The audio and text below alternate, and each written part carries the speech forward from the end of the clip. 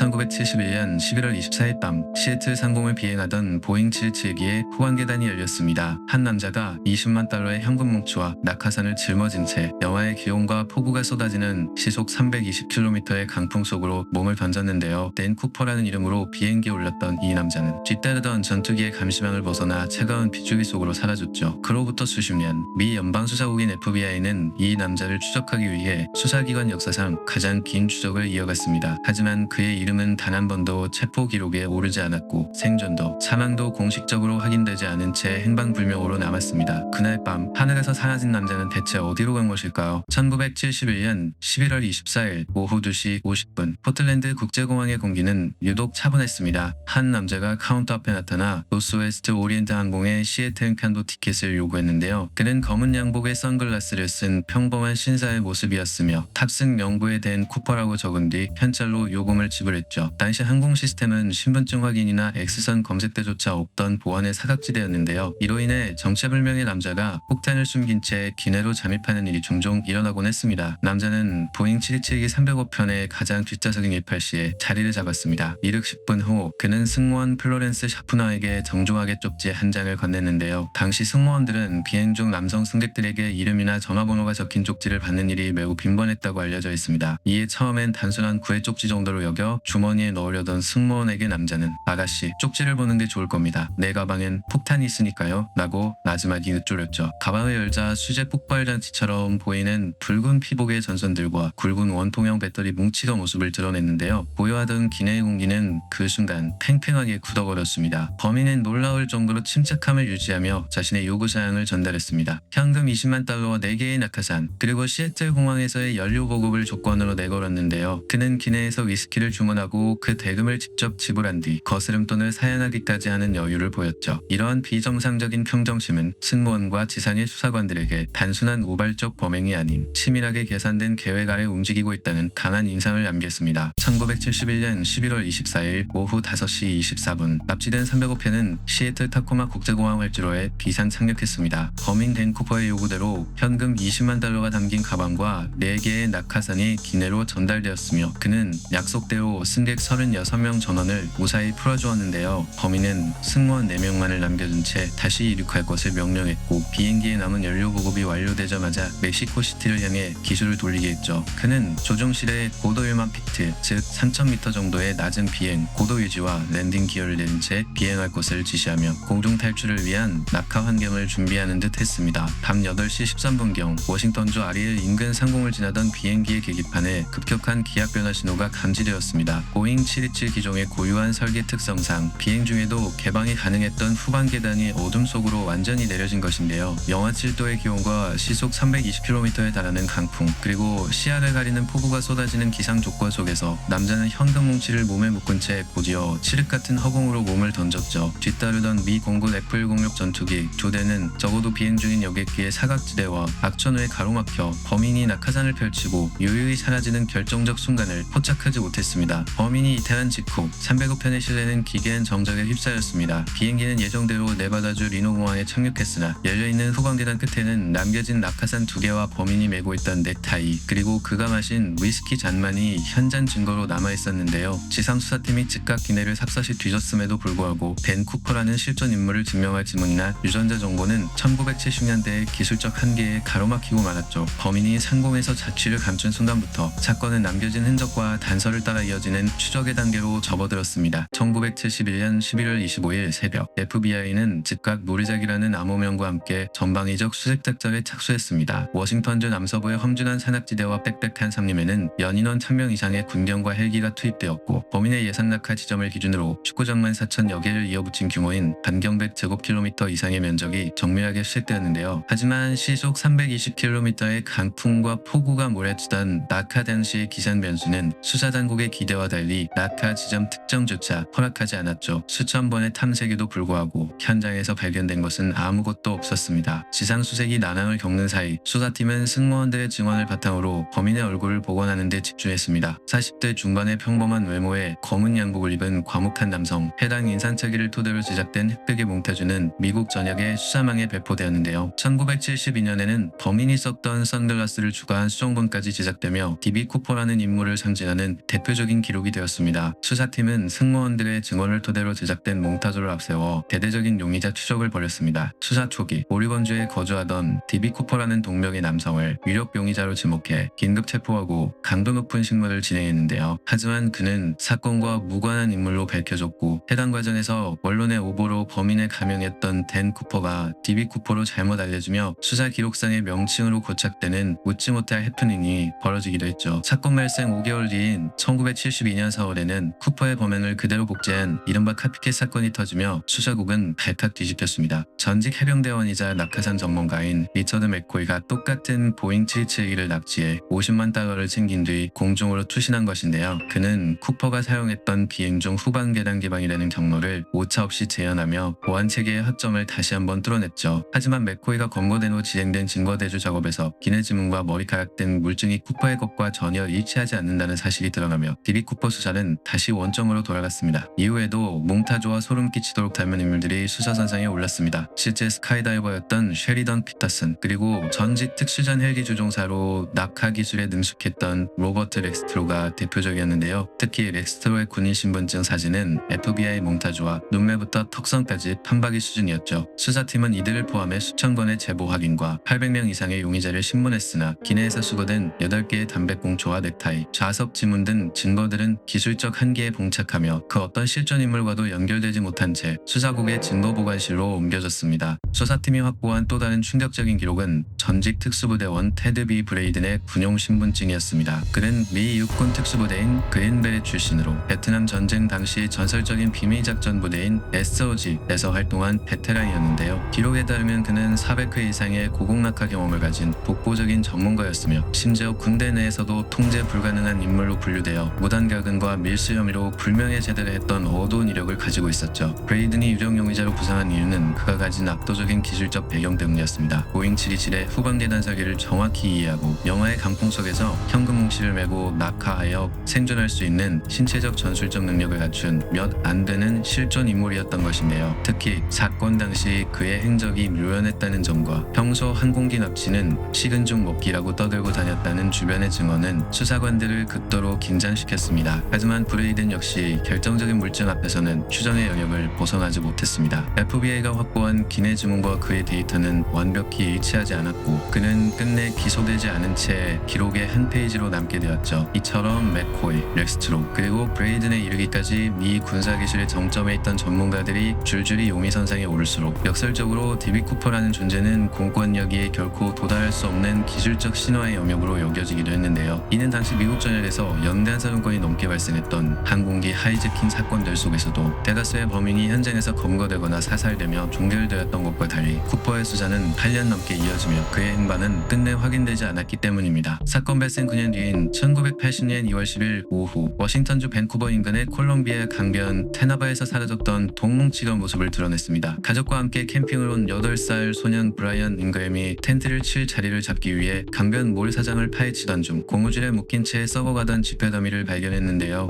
20달러 지폐 294장, 총 5,880달러였습니다. 이는 사건 당시 용의자가 가져간 20만 달러, 한화 가치로 인플레이션을 감안하면 21억 6천만여 원 중 3%에 해당하는 6,300만여 원 수준이었는데요. 해당 현금들은 FBI의 대조 결과 1971년 납치 사건 당시 범인 쿠퍼에게 전달되었던 몸값 지불금인 이른바 랜섬머니의 일련 번호와 정확히 일치했습니다. 발견된 지폐는 9년이라는 긴 세월 동안 강물의 흐름과 강가모래의 퇴적물 속에 묻혀 있었으며 고무줄조차 다 썩지 않은 채 뭉치째 보존된 기묘한 상태를 보였습니다. 지질조사국과 FBI 수색팀은 지폐가 발견된 지점의 흙과 미세한 플랑크톤인 비조류를 분석하여 돈이 떠내려온 경로를 역추적했는데요. 하지만 지폐가 발견된 하류 지점과 범인이 뛰어내린 상류 지점 사이의 강물 흐름을 계산한 결과가 서로 맞지 않으면서 수사에 혼선을 주었죠. 강가에서 돈이 뭉치째 발견되었다는 사실은 범인이 추락 과정에서 사망하여 돈이 유실되었다는 사망설과 범인이 추적을 따돌리기 위해 일부러 돈을 묻어두고 사라졌다는 생존설의 대립을 더욱 심화시켰습니다. 9년 만에 발견된 해당 지폐 뭉치는 사건의 실마리를 풀 중요한 단서가 될 것으로 여겨졌는데요. 해당 지폐들은 범인이 실제로 존재했음을 증명하는 확실한 증거임과 동시에 그가 목숨을 걸고 챙긴 몸값 중 일부가 9년이 지나도록 여전히 쓰이지 않은 채 묻혀 있었다는 기묘한 기록으로 남게 되었습니다. 그러던 2010년대 전자현미경 분석을 통해 범인의 넥타이에서 결정적 실마리가 포착되었습니다. 일반적인 환경에선 발견되기 힘든 순수 티타늄과 폐기와 히토류 입자가 검출된 것인데요. 이는 범인이 당시 첨단 항공우주 산업의 내부 자얏의 가능성을 시사했죠. 하지만 정교해진 분석 기술조차 확보된 유전자 정보와 유력 용의자들의 DNA가 서로 일치하지 않는다는 사실만을 반복해서 증명했을 뿐 수사는 다시 원점으로 돌아갔습니다. 결국 2016년 7월 8일 FBI 시애틀 지부는 노르작 작전의 공식 중단을 선언하며 45년간 이어온 추적 수사가 일단락되었음이 공식화되었고, 댄 쿠퍼라는 이름은 FBI 역사상 가장 미스터리한 항공기 납치 미제 사건 중 하나로 남았으며 수사망을 따돌리고 사라진 그의 행방은 역사의 뒤안길로 남게 되었습니다. 사건의 현장인 워싱턴주 아리엘에서는 수십 년간 그를 추억하는 쿠퍼데이라는 기묘한 축제가 이어져 오기도 했는데요. FBI 수사는 멈췄고 그는 50년간 단 한 번도 세상의 모습을 드러내지 않았습니다. D.B. 쿠퍼의 정체는 무엇일까요? 그는 여전히 어딘가에서 살아남아 있을까요? 그의 행방은 여전히 확인되지 않고 있습니다.